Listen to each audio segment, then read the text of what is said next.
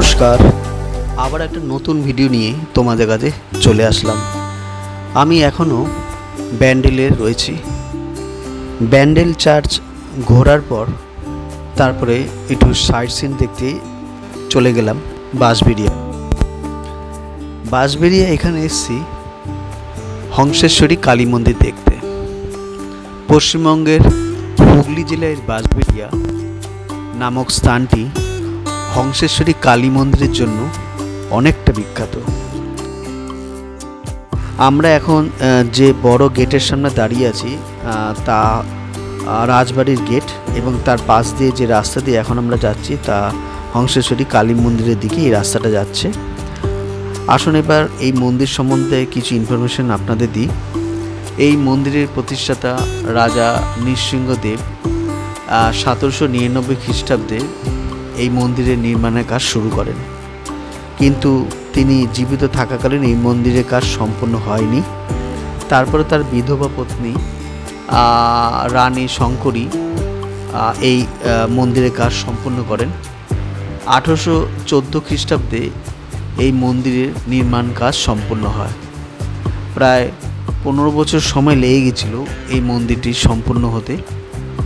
মন্দিরটির 13টি রত্ন ও মিনারে প্রতিটি প্রস্ফুটিত পদ্মের ন্যায় নির্মিত। মন্দিরের গর্ভগৃহের উচ্চতা প্রায় 70 ফুটের মতন, আর গোলাকার বেদির উপর পাথরের উপর শিব মূর্তি রয়েছে, এবং তার উপরই দেবী হংসেশ্বরী মূর্তি নির্মিত আছে। দুটি মন্দিরই ভারতের পুরাতত্ত্ব বিভাগ দ্বারা সংরক্ষিত, এবং এই মন্দিরের কারুকার্য আপনি যদি দেখেন তাহলে প্রভাবিত হবেন। এত সুন্দর কারুকার্য আপনি নিজের চোখে না দেখলে কখনোই বিশ্বাস করতে পারবেন না। অবশ্যই একবার হোক এই মন্দিরে একবার এসে দর্শন করে যান।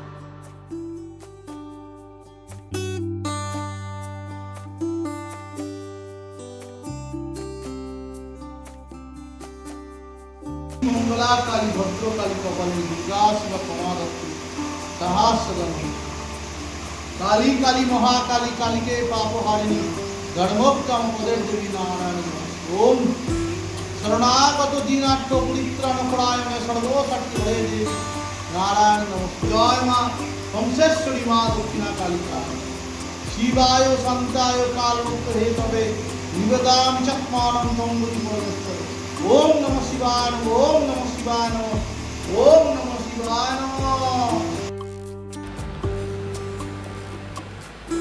মন্দিরের খোলা এবং বন্ধের সময়টা আপনাদের একটু জানিয়ে দিই। সকাল 6টা হইতে দুপুর 12:30 পর্যন্ত এই মন্দিরটি খোলা থাকে। আবার বিকেল 4টে থেকে সন্ধ্যে 6টা পর্যন্ত এই মন্দিরটি খোলা থাকে। সন্ধ্যায় বন্ধ হওয়ার পর আর কোনো কারণেই এই মন্দিরটি খোলা হয় না। এখানে নিত্য পূজা সকাল 10টার সময় হয়, পুষ্পাঞ্জলি সকাল 11টার সময়, অন্নভোগ নিবেদন হয় দুপুর 12:30টার সময়, সন্ধ্যারতি গ্রীষ্মকালে হয় সন্ধ্যা 6টার সময়, এবং শীতকালে হয় 5:30টার সময়।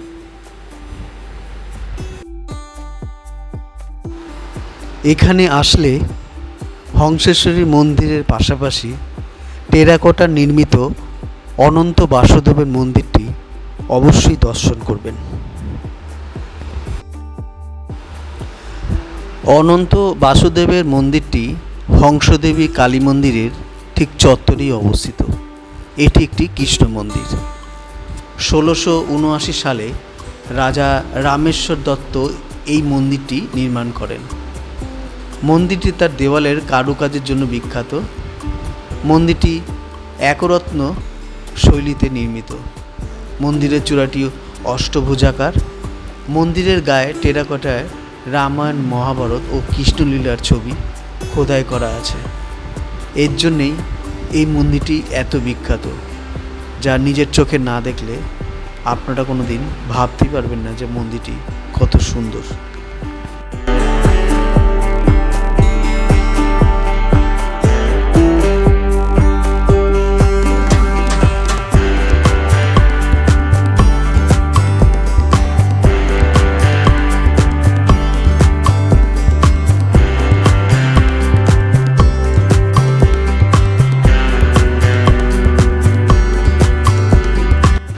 এই মাতা হংসেশ্বরী দেবীর মন্দিরে নিত্য পূজাপাঠেরও ব্যবস্থা আছে।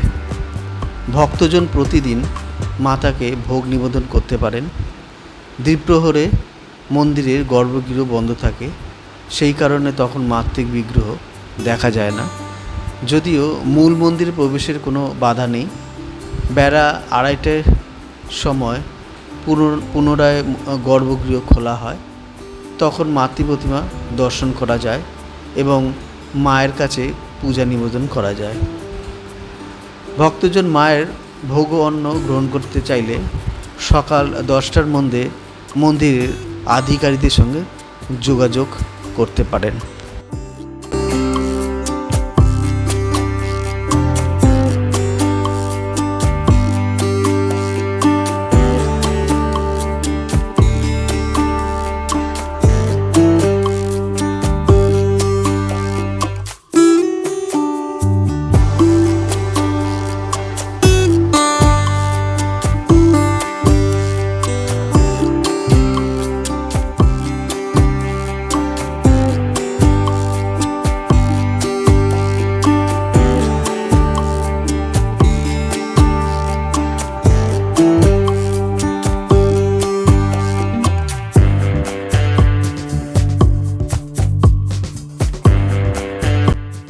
হংসেশ্বরী মন্দির ঘোরার পর সোজা চলে আসলাম হুগলি নদী ঘাটের দিকে।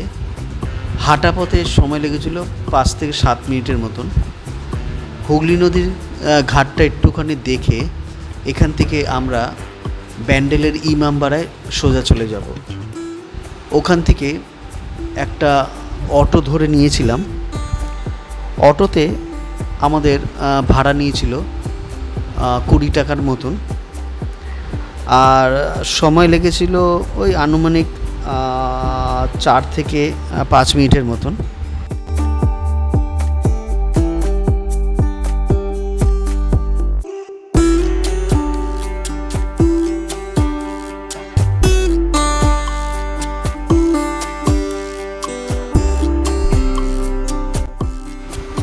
আপনার কখনো ব্যান্ডেল শহর ঘুরতে এলে এই হুগলি ইমামবাড়া ভবনটি অবশ্যই একবার দর্শন করে আসবেন। ঐতিহাসিক দিক দিয়ে এটা অনেকটা তাৎপর্য বহন করে আছে। এই ভবনটি মোহাম্মদ মহসিন 1841 খ্রিস্টাব্দে নির্মাণ কাজ শুরু করেন এবং এটি সম্পূর্ণ হতে প্রায় 20 বছর সময় লেগে গেছিল। অর্থাৎ এটি সম্পূর্ণ হয় 1861 খ্রিস্টাব্দে। এই মন্দিরের প্রবেশ মূল্য হচ্ছে 10 টাকা এবং এর সময়সীমাও কিছুটা নির্ধারিত করাই আছে। সেটা আপনি ভিডিওতে পজ করে দেখে নিতে পারবেন। ব্যান্ডেল স্টেশন থেকে অটো ধরে সোজা এই ভবনে আপনারা চলে আসতে পারবেন। এই ইমামবাড়া ভবনের সবচেয়ে বড় বৈশিষ্ট্য হলো এখানকার একটি বড় ঘড়ি। এটি মূল প্রবেশপথের দ্বারে নির্মিত 2টি টাওয়ারের মাঝখানে অবস্থিত। প্রায় 150 ফুট উচ্চতার প্রতি টাওয়ারের শীর্ষে পৌঁছাতে 152টি সিঁড়ি চড়তে হয়। ঘড়ি দুটির কাঁটা রয়েছে, যার সাথে 3টি ঘন্টা আছে, যাদের ওজন যথাক্রমে একটি 80 মণ, একটি 40 মণ আর একটি 30 মণের মতন। ছোট ঘন্টাটি 15 মিনিট অন্তর ব্যবধানে বাজে এবং আরও বড় বেলটি 1 ঘন্টা অন্তর বাজে। ঘড়ির কাঁটা আধ ঘন্টা এগিয়ে নিতে প্রতি সপ্তাহে 2টি লোকের প্রয়োজন হয়। ঘড়ির চাবিটির ওজন প্রায় 20 কেজির মতন। 1852 সালে এটি 11,721 টাকায় কেনা হয়েছিল। মেসার্স ব্র্যান্ড অ্যান্ড হুডে কোম্পানি বিগ ব্যান লন্ডন থেকে সৈকত কেরামত আলী এটি কিনে আনেন।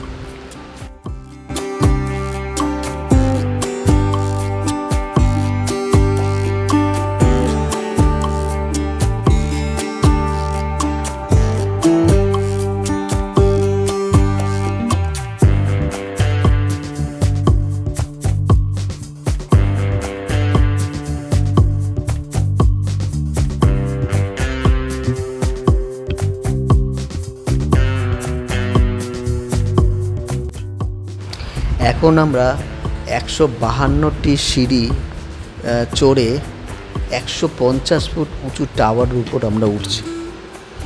এটা উঠতে প্রায় আমাদের 5 মিনিটের মতো সময় লেগে গেছিলো।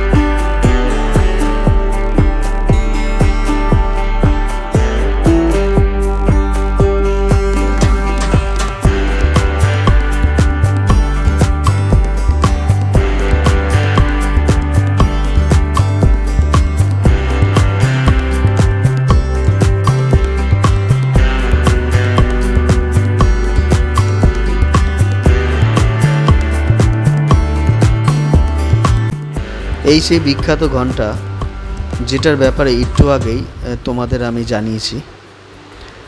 আশা করি এই ভিডিওটার মাধ্যমে আমি কিছু ইনফরমেশন তোমাদের আমি দিতে পারলাম।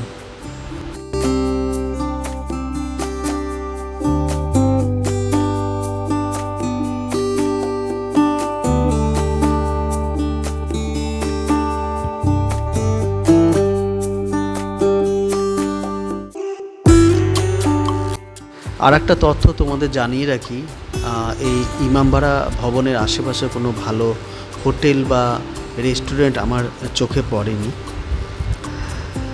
আর এই ইমামবাড়া আশেপাশে যে রেল স্টেশনটি আছে তা হচ্ছে হুগলি ঘাট, কিন্তু সব ট্রেন এইখানে দাঁড়ায় না। তাই আমি বলবো যে ব্যান্ডেল স্টেশন থেকে আসাটাই সবথেকে ভালো হবে। তা যাই হোক, এই ভিডিওটা শেষ অবধি থাকার জন্য অসংখ্য ধন্যবাদ। ভিডিওটা কেমন লাগলো কমেন্ট বক্সে অবশ্যই জানিও। নতুন হলে সাবস্ক্রাইব করে দিও, সাথে লাইক ও শেয়ার করে দিও। এই ভিডিওটা বলে আমি এখানেই শেষ করলাম। তোমরা ভালো থেকো।